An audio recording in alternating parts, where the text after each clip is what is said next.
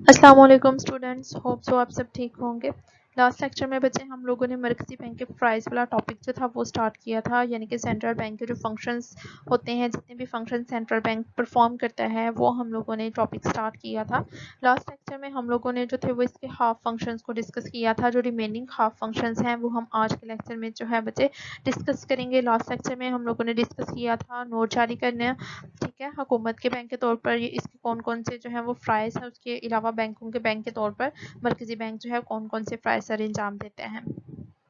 आज के लेक्चर में हम स्टार्ट करेंगे बाज़ार ज़र का नाज़िम।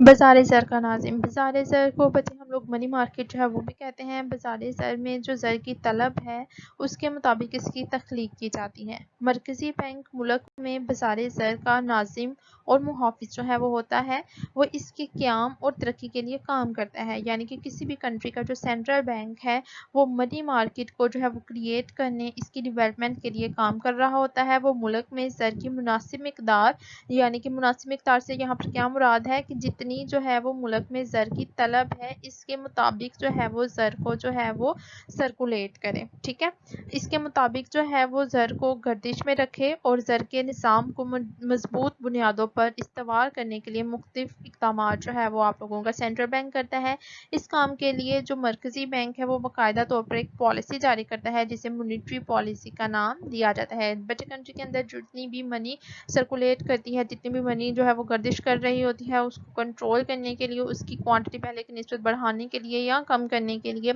आप लोगों की कंट्री का जो सेंट्रल बैंक होता है, जो मरकज़ी बैंक होता है, वो मॉनेटरी पॉलिसी जो है वो बनाता है और उसको इम्प्लीमेंट करवाता है ताकि कंट्री के अंदर जो ज़र है, जो मनी है, वो अकॉर्डिंग टू डिमांड जो है वो सर्कुलेट कर सके, ना ही तो ज़रूरत से ज़्यादा हो ना ही ज़रूरत से कम हो। नेक्स्ट पॉइंट है ज़र मुबादला का मुहाफ़िज़। ज़र मुबादला फ़ॉरेन एक्सचेंज को भी हम कहते हैं, यानी कि फ़ॉरेन एक्सचेंज को हम इंग्लिश में उर्दू में जो है ज़र मुबादला का नाम देते हैं। ज़र मुबादला से मुराद दूसरे ममालिक की करेंसी या सोने चांदी की शक्ल में गैर मुल्की सिक्के होते हैं। यानी कि अगर आप लोग पाकिस्तान में जो है वो रह रहे हैं, आप लोगों के लिए जो सऊदी अरेबिया की करेंसी होगी वो आप लोगों के लिए क्या होगी, ज़र मुबादला या फिर फ़ॉरेन एक्सचेंज होगी, ठीक है। बैनुल-अक़वामी तिजारत में अदायगी के लिए ज़र मुबादला की ज़रूरत पड़ती है। जब आप लोग बच्चे इंटरनेशनल लेवल पे ट्रेड कर रहे होते हैं तो उसके लिए आप लोगों को फ़ॉरेन एक्सचेंज की फिर ज़रूरत पड़ती है। अब फ़ॉरेन एक्सचेंज की क्यों ज़रूरत पड़ती है? अब अगर आप लोग जो है सऊदी अरेबिया से जो है वो तेल मंगवा रहे हैं, ठीक है, तो सऊदी अरेबिया की कंट्री कहेगी कि भाई हमें पेमेंट जो है वो हमारी करेंसी में ही की जाए, तो उनको उनकी करेंसी में पेमेंट करने के लिए फिर आप लोगों को जो है ज़र मुबादला की ज़रूरत पड़ेगी। मरकज़ी बैंक मुल्क में ज़र मुबादला की हिफाजत करता है और अदायगियों के लिए ज़र मुबादला जो है महफूज रखता है। इसके अलावा जो आपकी कंट्री का सेंट्रल बैंक होता है वो मुल्क की अदायगियों के तवाज़ुन का खाता जो है वो भी तैयार करता है और इसमें बेहतरी के लिए हुकूमत की मदद जो है वो भी करता है, यानी कि डिफरेंट किस्म की पॉलिसीज़ बनाकर उनको इम्प्लीमेंट करवा के आप लोगों की गवर्नमेंट की मदद भी कर रहा होता है। नेक्स्ट वन है धाती ज़र का मुहाफ़िज़। मरकज़ी बैंक जो होता है वो बच्चे किसी भी मुल्क में मौजूद तमाम धाती ज़र मसलन सोने चांदी वगैरह के ज़खायर का मुहाफ़िज़ भी तस्वुर किया जाता है। ये धाती ज़र मरकज़ी बैंक इंतहाई ज़िम्मेदारी से अपने पास जो है वो महफूज रखता है। अब धाती ज़र जो है वो क्या है, आप लोगों की कंट्री के अंदर ये जो 1 रुपये का सिक्का है, 2 रुपये का सिक्का है, 5 का सिक्का है, 10 का सिक्का है, ये सारे के सारे क्या हैं, ये मनी है ना, लेकिन ये क्या है, ये मेटालिक मनी है, ये धाती ज़र है, ठीक है। तिजारती बैंकों और दीगर मालियाती जो इदारे हैं उनके वो सोने चांदी के ज़खायर जो है वो भी मरकज़ी बैंक के पास ही वो अपने जो है वो जमा करवाते हैं, क्योंकि जो सेंट्रल बैंक होता है उसको धाती ज़र का मुहाफ़िज़ समझा जाता है, ठीक है। नेक्स्ट वन है ज़र की खारजा कदर का मुहाफ़िज़। मरकज़ी बैंक जो है वो ज़र की खारजा कदर को मुस्तकिम रखने के लिए मुनासिब जो है वो तरीक़ाकार इख्तियार करता है, क्योंकि इसमें कमी बेशी जो है बैरूनी तिजारत और मुआशी तरक्की पर जो है वो डायरेक्टली इफ़ेक्ट करती हैं, ठीक है। तो आप लोगों की कंट्री के अंदर जो ज़र है, जो मनी है, आपकी जो करेंसी है, ठीक है, इसकी बैरूनी कदर को कंट्रोल करना, ठीक है, इसको स्टेबल रखना भी आप लोगों के मरकज़ी बैंक की ही जो है जिम्मेदारी है, वो भी उसके ही फ़राइज़ में शामिल है, ठीक है, कि वो करेंसी को जो है वो डीवैल्यू ना होने दे। नेक्स्ट वन है बैरूनी तिजारत में नुमाइंदगी। मरकज़ी बैंक जो है वो हुकूमत की तरफ से ना सिर्फ बैनुल अक़वामी तिजारत की निगरानी करता है बल्कि इसकी नुमाइंदगी जो है वो भी करता है। ये इंटरनेशनल लेवल पे होने वाली जो ट्रेड है इसमें सरमायाकारी करने के अलावा बरामद और दरामद कुनंदगान को ज़र मुबादला जो है वो भी फ्राहम करता है, यानी कि जो इम्पोर्टर्स हैं जो एक्सपोर्टर हैं उनकी मदद करता है, इनको फॉरेन एक्सचेंज प्रोवाइड करता है ताकि वो लोग जो हैं वो इम्पोर्ट और एक्सपोर्ट जो है वो ईजीली कर सकें दूसरी कंट्रीज़ के साथ। नेक्स्ट है आप लोगों के इजाफी फ़राइज़, यानी कि मरकज़ी बैंक के जो इजाफी फ़राइज़ हैं वो डिस्कस किए गए हैं। मरकज़ी बैंक के जो इजाफी फ़राइज़ हैं ये इसका मेन पॉइंट है, आगे जितनी भी इसकी हेडिंग्स हैं वो इजाफी फ़राइज़ की सब हेडिंग्स में जो है वो शामिल की जाएंगी। मरकज़ी बैंक अपने बुनियादी फ़राइज़ के अलावा मुल्क की तरक्की और खुशहाली के लिए बचे कुछ इजाफी फ़राइज़ जो है वो भी सर अंजाम देता है। ठीक है, अब जैसे है अमले की तरबियत। मरकज़ी बैंक जो है वो बैंकों के अमले को बैंककारी के जदीद तकाज़ों से रोशनास करवाने के लिए तरबियती इदारों का भी क़याम जो है वो करता है, यानी कि ये जितने भी आप लोगों का बैंकिंग सेक्टर है, हमने बोला था ना कि सेंट्रल बैंक जो है वो इनकी डेवलपमेंट का इस तिजारती जितने भी तिजारती बैंक हैं इन सब की जो है वो तरक्की का ज़िम्मेदार होता है। ठीक है, कंट्री के अंदर जो बैंकिंग सिस्टम है इसकी डेवलपमेंट का भी जो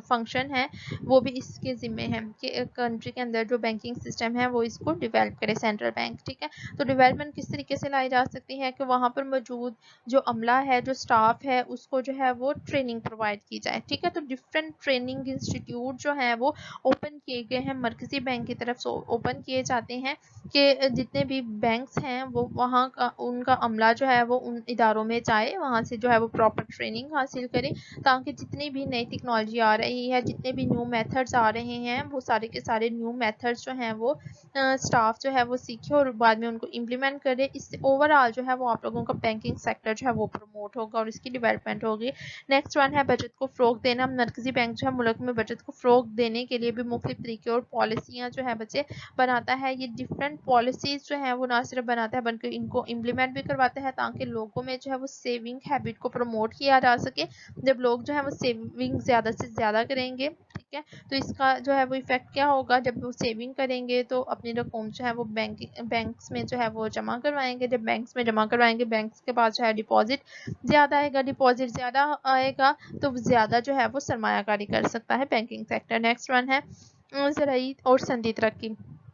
ज़राअत और सनत की तरक्की के लिए भी मरकज़ी बैंक जो है तिजारती बैंकों को मुख्तलिफ नौइयत के कर्जे जो है वो जारी करता है, जो वक्तन फ़वक्तन जो है वो इसके मुताबिक सेंट्रल बैंक जो है हदायत जारी भी करता रहता है। अब आप लोगों की कंट्री के अंदर जो एग्रीकल्चर सेक्टर है, जो इंडस्ट्रियल सेक्टर है, इसको प्रमोट करने के लिए जितनी भी पॉलिसीज़ बनाता है वो भी आप लोगों का सेंट्रल बैंक बनाएगा। इसके लिए सेंट्रल बैंक ने जो है वो अलहदा से बैंक जो है वो भी कायम किए हैं इन सेक्टर्स की जो है वो डेवलपमेंट के लिए, जैसे एग्रीकल्चर सेक्टर की डेवलपमेंट के लिए जो है वो ज़राई तरक्याती बैंक को कायम किया गया है। उसके बाद जो है वो जो इंडस्ट्रियल सेक्टर है उसकी जो है वो डेवलपमेंट के लिए industrial development bank of Pakistan जो है वो कायम किया गया है। ठीक है, तो इन सारे सेक्टर्स की जो है वो तरक्की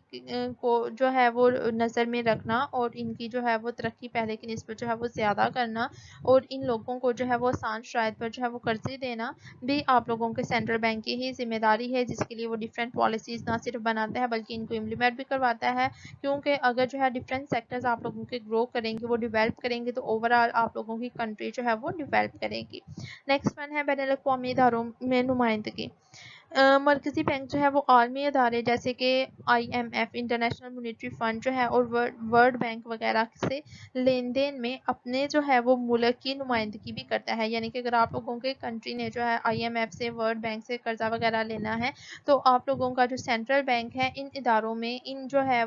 इदारों में अपनी कंट्री की, अपने मुल्क की जो है वो नुमाइंदगी करेगा, यानी कि उसको जो है वो रिप्रेजेंट करेगा इन इदारों में जाकर। नेक्स्ट वन है आलमी इदारों की रुकनीत फ़ीस। हुकूमत अगर बैनुल अक़वामी इदारों में रुकनीत हासिल करना चाहे तो ऐसी रुकनीत के लिए फ़ीस जो है वो भी जमा करवानी पड़ती है और ये फ़ीस जो है आप लोगों की कंट्री का जो सेंट्रल बैंक होगा वो अदा करेगा। मसलन जो है सलामती कौंसल और साख वगैरह जो है उनमें रुकनीत हासिल करने के लिए फ़ी डिपॉजिट करनी पड़ती है, जो कि जो भी कंट्री उसमें जो है वो पार्टिसिपेट करना चाहे, उसकी रुकनीत हासिल करना चाहे, उसका पार्ट बनना चाहे, तो उनको जो उनकी कंट्री का जो सेंट्रल बैंक होगा वो फिर फ़ी जो है वो जमा करवाएगा। नेक्स्ट वन है मालियाती रिपोर्टें। मरकज़ी बैंक मुल्क में कीमतों के उतार चढ़ाव और ज़र मुबादला की सूरत हाल के पेश नज़र जो है वो वक्तन फ़वक्तन मालियाती रिपोर्टें जो है वो भी जारी करता है रहता है। इससे जो है वो लोगों को पता चलता रहता है कि कीमतों में जो है वो कितने % जो है पहले की निस्बत चेंज आया है, कीमतें पहले की निस्बत अप हुई हैं या डाउन हुई हैं,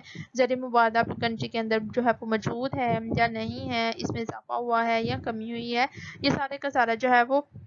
ओवरऑल जितनी भी जो है वो किस्म की इस तरह की जो है वो बातें हैं वो सारी की सारी इन रिपोर्ट्स में जितनी भी जो है वो इन्फॉर्मेशन है वो सारी की सारी इन रिपोर्ट्स में जो है वो लिख दी जाती है, जिससे कि हर पर्सन जिसको ज़रूरत हो उससे रिलेटेड इन्फॉर्मेशन की वो इन रिपोर्ट्स को जो है वो हासिल करके जो है वो इन्फॉर्मेशन